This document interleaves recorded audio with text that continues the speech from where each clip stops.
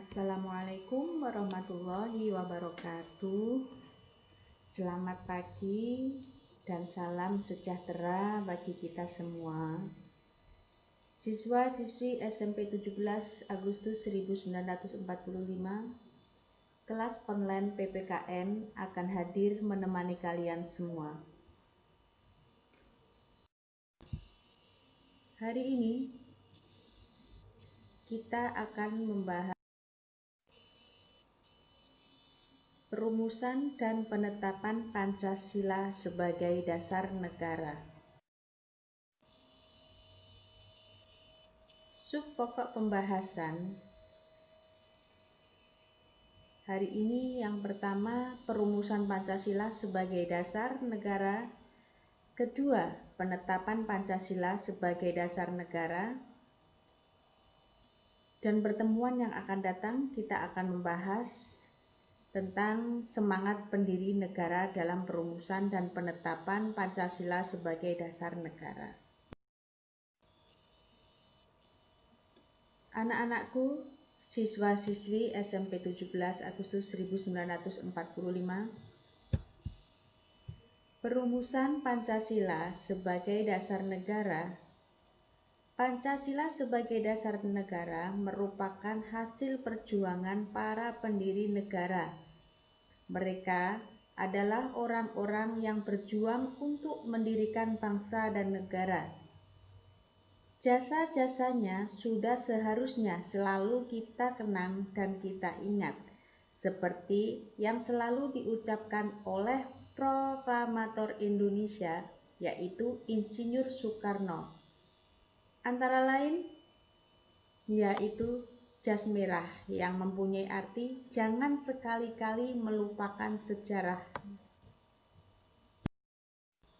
Anak-anak, perumusan dasar negara Indonesia yaitu Pancasila tidak lepas dengan organisasi BPUPKI. Yang kita bahas adalah pembentukan BPUPKI. Yang perlu kalian ketahui yaitu latar belakang bangsa Indonesia mengalami sejarah panjang dalam melawan penjajah. Setelah kekalahan Belanda dalam Perang Asia Timur Raya, bangsa Indonesia jatuh ke tangan Jepang. Beberapa kebijakan Jepang yang menimbulkan penderitaan rakyat diantaranya yang nomor 1, kerja paksa atau sering juga disebut kerja rodi. Yang kedua, pengambilan paksa. Dan yang ketiga, perbudakan paksa. Mari kita simak penjelasan dari masing-masing kebijakan Jepang yang menimbulkan penderitaan. Kerja paksa atau kerja rodi adalah yang menyebabkan banyak laki-laki Indonesia dikirim ke Burma untuk melaksanakan pekerjaan berat dalam kondisi buruk. Selanjutnya, pengambilan paksa. Pengambilan paksa yang dimaksud di sini adalah pengambilan makanan, pakaian, keperluan hidup secara paksa dari keluarga-keluarga Indonesia.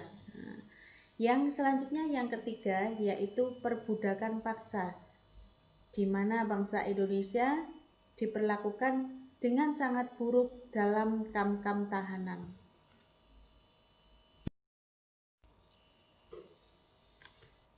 Selanjutnya janji Jepang. Pada saat itu, Jepang mulai menguasai wilayah Indonesia setelah menyerah di Kalijati, Subang, Jawa Barat pada tanggal 8 Maret 1945. Semboyan Jepang melindungi Asia. Jepang pemimpin Asia. Jepang cahaya Asia untuk menarik simpati bangsa Indonesia tidak sesuai dengan kenyataan. Anak-anakku, janji Jepang pada saat itu yaitu kemenangan Jepang di Asia tidak bertahan lama. Pihak sekutu antara lain Inggris, Amerika Serikat, dan Belanda melakukan serangan balasan. Melihat hal itu, pada peringat pembangunan Jawa Baru tanggal Maret pada tanggal 1 Maret 1945, Jepang mengumumkan pembentukan Dokorji Jumbi Hosakai atau yaitu BPUPKI untuk menyelidiki usaha-usaha persiapan kemerdekaan.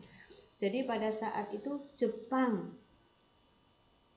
telah menjanjikan kemerdekaan Indonesia dengan membentuk Badan Penyelidik Usaha-Usaha Persiapan Kemerdekaan Indonesia atau sering disebut juga BPUPKI yang dalam bahasa Jepangnya mempunyai arti Dokorji Jumbi Hosakai. Jadi anak-anak, Badan BPUPKI itu adalah badan yang didirikan oleh bangsa Jepang pada saat itu.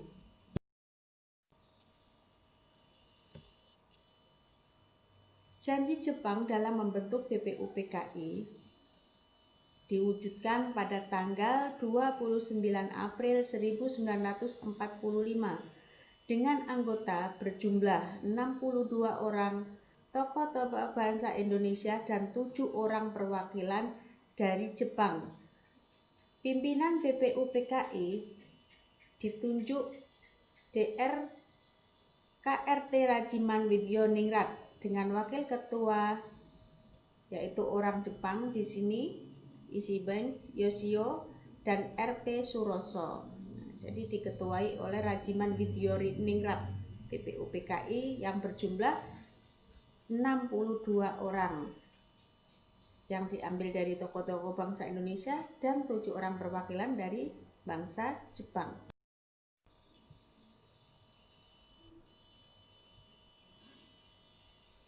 Badan BPUPKI mengadakan beberapa kali sidang. Sidang pertama dilaksanakan pada 29 Mei sampai 1 Juni 1945 yang di dalamnya membahas tentang dasar negara.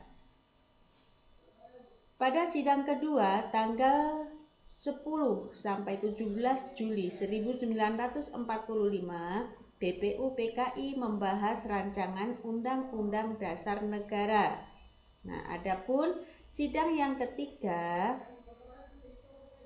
sidang tidak resmi dilaksanakan pada masa reses antara sidang pertama dan sidang kedua membahas rancangan pembukaan Undang-Undang Dasar 1945 yang dipimpin oleh anggota BPUPKI yaitu Insinyur Soekarno.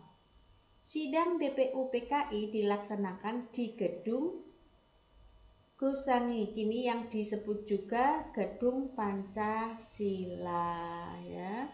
Jadi BPUPKI mengadakan 3 kali sidang. Sidang yang pertama dilaksanakan pada 29 Mei sampai 1 Juni, yang kedua 10 sampai 17 Juli. Adapun sidang yang ketiga adalah sidang yang tidak resmi yaitu mengisi reses. Reses itu artinya kekosongan pada saat itu ya. Nah, dalam sidang BPUPKI beberapa tokoh mengusulkan rumusan dasar negara yaitu Pancasila. Nah, adapun tokoh-tokoh yang mengusulkan Pancasila antara lain yaitu Muhammad Yamin. Muhammad Yamin mempunyai usulan Pancasila. Pada sidang pertama BPUPKI tanggal 29 Mei 1945, Mr. Muhammad Yamin secara lisan mengusulkan 5 dasar negara yaitu sebagai berikut. Yang pertama, peri kebangsaan, kedua, peri kemanusiaan, ketiga, peri ketuhanan, keempat, peri kerakyatan, dan kelima, peri kesejahteraan sosial. Yang kedua, rumusan dari tokoh Muhammad Yamin. Nah, Muhammad Yamin mempunyai usulan dalam dasar negara Pancasila. Di samping itu Muhammad Yamin juga mengusulkan konsep dasar negara secara tertulis dengan rumusan sebagai berikut. Yang pertama, ketuhanan yang Maha Esa. Yang kedua, kebangsaan persatuan Indonesia. Yang ketiga, rasa kemanusiaan yang adil dan beradab. Keempat, kerakyatan yang dipimpin oleh hikmat kebijaksanaan dalam permusyawaratan perwakilan. Kelima, keadilan sosial bagi seluruh rakyat Indonesia. Ini tadi usulan dari Muhammad Yamin, ya. Usulan dasar negara dari Mr. Supomo. Pada tanggal 31 Mei 1945, Supomo menyampaikan pidatonya tentang dasar negara. Rumusan sebagai berikut. Yang pertama, Mr. Supomo punya usulan bagaimana kalau dasar negara itu yang pertama persatuan, kedua kekeluargaan, ketiga keseimbangan lahir dan batin, keempat musyawarah, dan kelima keadilan. Nah, yang terakhir adalah rumusan dasar negara yang diusulkan oleh Insinyur Soekarno. Insinyur Soekarno mempunyai usulan tentang dasar negara Indonesia. Pada tanggal 1 Juni, Insinyur Soekarno menyampaikan pidato tentang dasar negara berbentuk filosofis atau petahjung yang merupakan fundamen filsafat pikiran jiwa hasrat yang sedalam-dalamnya untuk di atasnya didirikan Indonesia merdeka. Adapun rumusan yang diusulkan Insinyur Soekarno yaitu sebagai berikut. Yang pertama, kebangsaan Indonesia.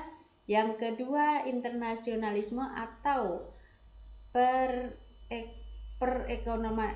perkemanusiaan, mufakat atau demokrasi, kesejahteraan sosial, dan kelima, ketuhanan dan perkebudayaan. Nah, anak-anak,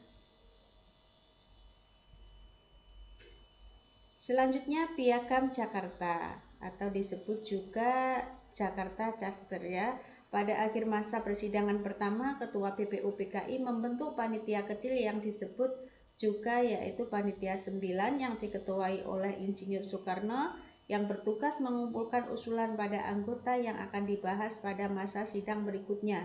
Dalam perkembangannya, panitia membentuk Panitia 9 yang bertugas menyelidiki usul-usul mengenai perumusan dasar negara. Anak-anakku, pertemuan kita pada hari ini cukup sampai sini. Kita lanjutkan pertemuan yang akan datang. Nah, tugas kalian selanjutnya setelah mendengarkan penjelasan dari Bu Karim tadi, bisa diulang-ulang kembali penjelasannya, dimengerti lagi supaya bisa paham. Kalau sudah, nanti kalian punya tugas, siapkan ballpoint, siapkan kertas, tulis tugas individu 1 yang nantinya kalau sudah selesai kalian kirim lewat WA Japri, di foto hasilnya, ya.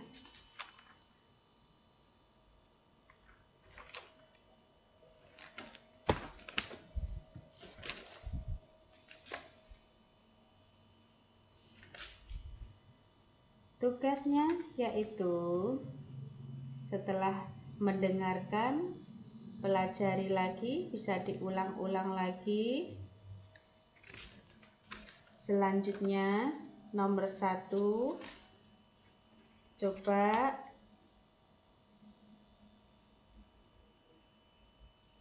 terangkan sejarah berdirinya BPUPKI, ya. Yang kedua,